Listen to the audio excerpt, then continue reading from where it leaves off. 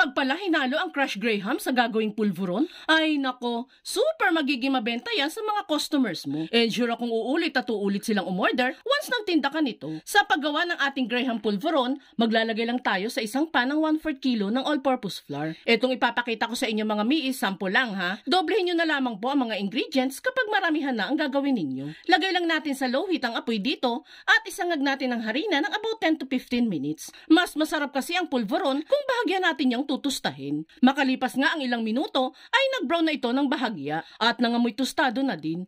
At this point ay pwede na nating ilagay ang 1 cup ng segundang asukal. Halu-haluin lang while maintain sa low heat. Mga 2 minutes lang yung hahaluin at isusunod na din natin dyan ang isang pack lang ng powdered na gatas. Haluin lang saglit at maglalagay na tayo dyan ng 1.5 cup ng tinunaw na margarine. Unti-unti lang muna ang lagay natin para mas madali natin itong mahahalo. Kapag naubos na ang margarine at nahalo ng maigi, pwede na nating isabay ang Crush Graham. Kalahati lang ng isang pack ang nilagay natin dito. Halu-haluin lang at lutuin pa ng 5 minutes nang nasa low heat pa din. Makalipas ang 5 minuto ay hanguin at palamigin muna ito. Once lumamig na, ay pwede na yang i-mold sa pulveron molder. Mura lang naman ang molder mga mi. Then saka ibalot sa plastic cellophane ng maayos tulad nito. And that's it mga mi. Pwede na nating itinda itong hindi nakakaumay na Graham pulveron recipe natin. Enjoy!